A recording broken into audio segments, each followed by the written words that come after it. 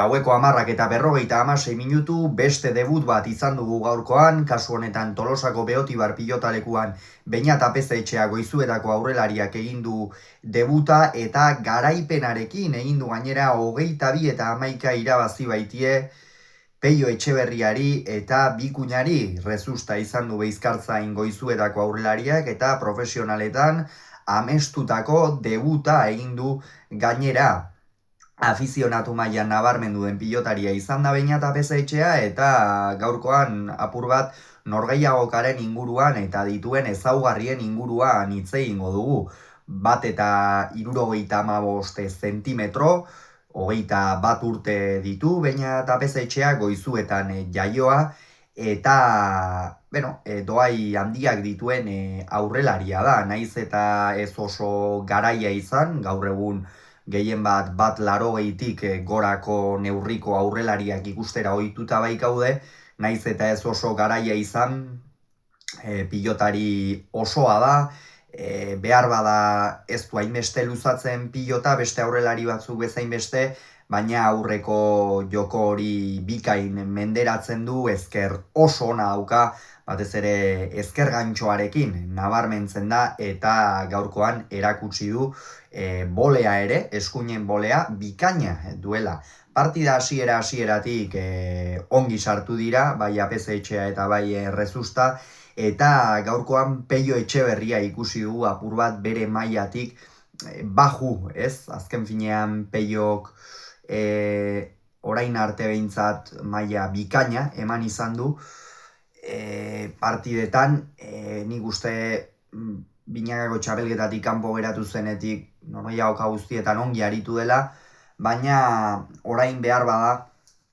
posible da bere prestakuntza 100%, logikoa den bezala, buruz-burukora eraman izana, bere alaxe hasiko baita, datorren astean izango da Binagako txapelketa nagusiko finala eta hurrengoan emango zaio hasiera buruz-burukoari, eta horregatik baita ere Peio Etxeberria ez da ariko hainbeste Binaka entrenatzen,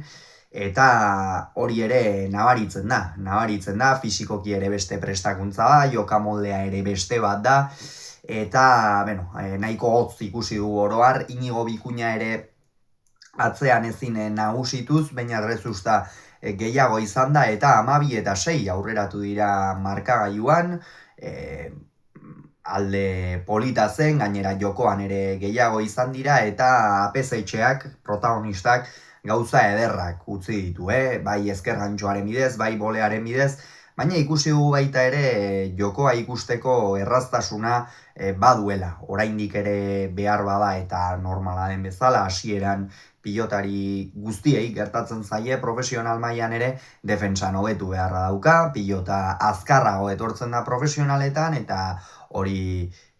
kudeatzen ere jakin behar da, oinak nola ipini eta abar, baina mutil bizkorra da, hanka arinak dituena eta hori ziurre azkar ikasiko duela honek.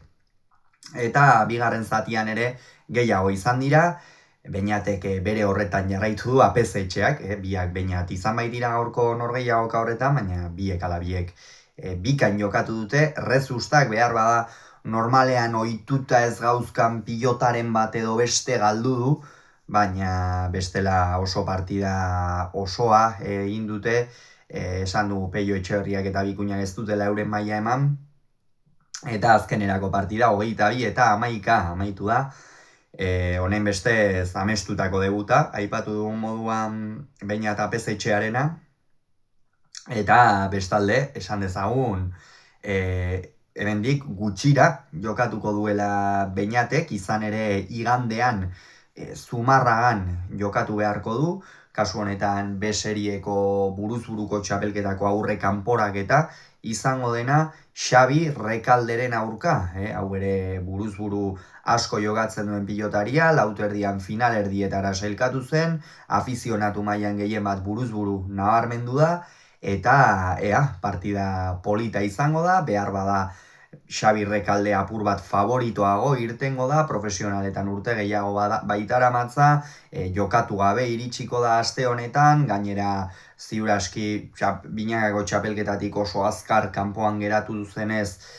hortxe geroztikan buruzburukoarekin ziur aski topera hariko da, eta ez du konpromezu erraza izango Goizuetako aurrelariak, baina